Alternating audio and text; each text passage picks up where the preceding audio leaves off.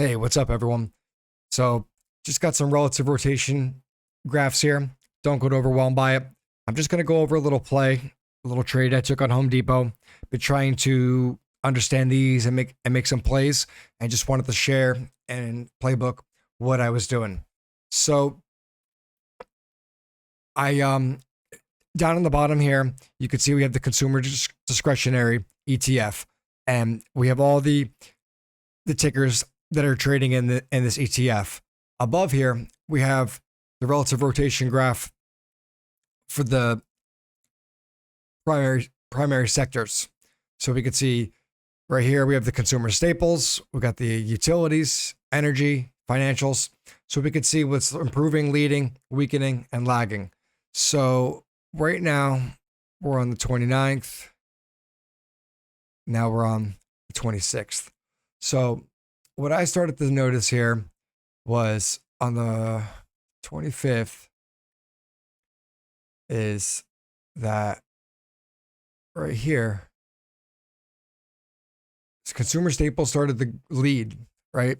And we saw that on the ratio analysis, the XLP, consumer staples over the SPY, not the relative strength index, not the RSI relative strength chart. We could see that we started to get above the 50-day moving average, and we just put in a triple top here, kind of breaking this neckline. So we'll see if we end up retesting and reclaiming, getting above, or refolding over. And then we want to examine where money could be flowing. If it flowed in out of the staples, and now maybe it's flowing out. Is it flowing in tech? Where's it going? So that's what our job is to try to find out. So up above here is just the consumer staples. We could see recently on the 22nd of April, pulled back to the 200-day moving average, rallied back to the 50, reclaimed the 20. And then we have this little recent play from the 25th that we're looking at the 200-day, rallied to a new high, pulls back. I was interested in what was going on in the discretionary. And one target that I had was the Home Depot, looking for a mean reversion play, picking it up from a lagging, and it's a statistic that there's a 90% chance that from a lagging it will go into improving. So I noticed that the ticker was moving north. I was waiting was looking to see if we could go northwest and cross this middle line of 100 and show positive momentum above 100. So we see here, this is the 24th. Each of these days represent a previous trading day. Okay. Or actually 15th. So, yeah, a trading day. So what I'm going to share with you now is Home Depot. Well, we see Home Depot here on the chart. It's pulling back to this 200-day moving average. And I started to know this consolidation and kind of like a cup and handle, whatever you want to call it, but just this big heavy consolidation. And so that was one thing I was looking at. Let me pull it up on this chart here. So here we have the Home Depot, and what I was looking at was that we had the data here from 20 days ago. This was the 25th. We were looking at it of April, right? So we were here on the 25th, right? So I was looking to see if we could get back above and see if we can mean revert this back to the 20-day moving average, and noticing that the data starts to really fall off on this 20-day moving average, especially now as we're starting to come in. And we'll see here this week will actually be, right? We see that line will actually be at a similar price by Thursday. So if we maybe could gap up, take some profits, come back by Tuesday, Wednesday, right? Thursday, Friday, maybe this can continue to go, and we'll get that 20-day moving average and then rally back into that 50. But what I was looking at was the Home Depot here on the 24th. So I came in on the 25th, right? And I noticed it was crossing in the northwest, like I was saying. And this is when I saw Home Depot. And I said, all right, I'm going to watch this and see what starts to happen. So that's the 26th, 27th, 29th, because we had the weekend. And now we're just drifting on off. And we did get this nice. So we're starting to go from improving. We could see if we can start to lead. All right. So just to go over I don't know if I shared my screen there. That was unfortunate. So, all right, that's all right. I'll go back real quick. So I was looking at on the 25th. It was right here. It was crossing over the 100. And now we go to the next day, the 26th. This is when we started to actually trade it. And we just get a little bit of drifting that we're talking about. Now we're on the 3rd. And that was the last trading day. So we shifted across that, showing upward momentum. And we wanted to see what would happen with the price chart. And again, looking for a mean reversion. Where can it go? Well, the first target would be the 20-day moving average. All right. And what we want to look at now is the trading view chart here is actually, if I look and I'm taking half the data of the 20-period moving average and I use a 10-period RSI, I could see here, we get into the oversold, right? We're waiting for confirmation, gets back above, reclaims the boundary, and then we start to get the trend going, right? So now we actually hit our upper boundary. So like I said, maybe we get the gap up like it did last time, right up here, right? Maybe Home Depot gets the gap up right here, and then we could shake out and then look for some action as this comes up, and then right, all of these will continue to go. All of these meaning the year-to-date VWAP and the year-to-date VWAP high. The year-to-date VWAP low acts as support. You could see here, this was a handoff from the year-to-date VWAP. Replace the VWAP there. Another handoff acting as resistance. So maybe we could start to get above this and act as demand. So that was my theory. And that would be up to that 50-day moving average.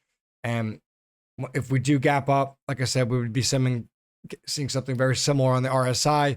So maybe this RSI, it comes up here, and then we could dump, look for this trend alignment, and then look for it to get back in with the RSI and try to trade it up to that upper boundary again.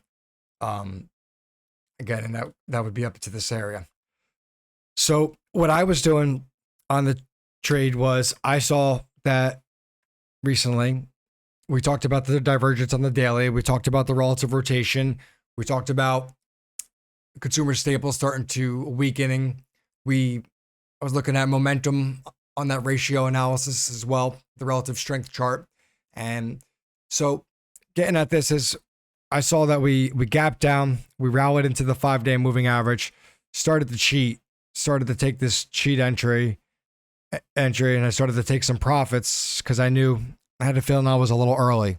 So I started to buy back some of the stuff that I sold, and I knew I was broken if I broke this low. So this was ultimately my stop as I was scaling in and scalping this area.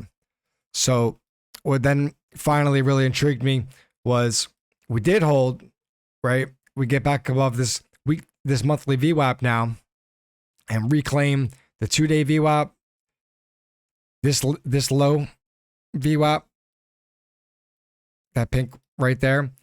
And then we have the week-to-date VWAP that we reclaimed, right? And we can see it here on the 2-minute time frame. Here's our week-to-date VWAP right up here. It rallies to this new high, pulls back to the month-to-date VWAP right up in here. This is the area we're looking at, right? So I got in, sold a little bit, was buying in. Sold above into the daily VWAP there, re-entered, took some off into there. Was ideally I should have took a little bit of profits thinking, but I got greedy, wanted this to continue to go. So sold some, bought it back at the 2-day, with the stop of that new low over here. And again, ultimately now I'm playing this higher low from here to here. Okay. And now I'm buying some more as we're coming here. And now I'm holding it for the next day. And I sell some into the opening drive. Here's a nice little don't chase the gap, wait for VWAP. Could have actually added more into this area as it broke above this high. And then I took some off. That was daily R2, I believe. And I took some off, and then I started to see it. I started to see it holding the gap. I bought some more, that I sold off, and I essentially would be moving my stop up now. This most recent low at 33,405. And I got the month to date, week to date VWAP, 5-day VWAP supporting me. So took some of those off because I didn't want this to fail and then come back down. I would actually prefer for this to come back down now. And let's see what we have here. That's what we talked about. Yeah, we talked about in the daily time frame. So that's what I would actually prefer to happen, is for us to now. Well, we talked about the gap up. I would actually just like us to kind of come back down. Okay. Hold this area that was resistance. That could act as support. Get it back above the 2-day VWAP. See this 3-day VWAP really holds and reclaim. And that monthly VWAP continue to hold. And then we could look to see maybe cheat entry for day trade up in here, risking this, and then ideally if we get back above, we could enter some back on, look to take it into this previous high. And then we'd be looking for a little flush out and see this 2-day VWAP back to support and then get rallying. Okay. Into what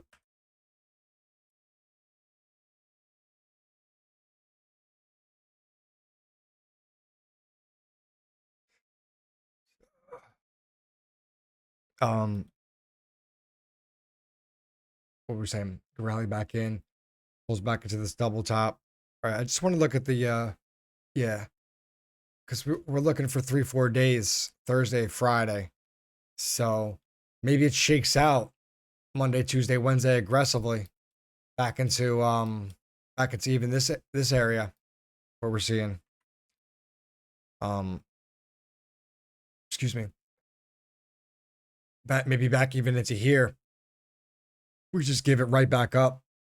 And as long as we could by Wednesday, Thursday, maybe we just, oh, I don't want that. Maybe we just give these gains right back up and we hold this VP, hold this level of support.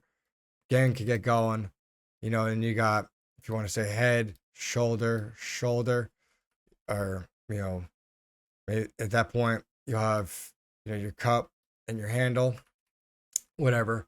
But, and then where could it go to? Well, we'd be looking somewhere about a play we talked about. I think it was Meta, back to that year-to-date VWAP high, back to that year-to-date VWAP, right? We got this nice little VP gap that we could fill as well. So this is a stock I'm looking for some continuation, a little shakeout. We're building a nice little base here. We could see, if we got a nice little base here. So let's see what happens. And yeah, that's a little playbook on Home Depot.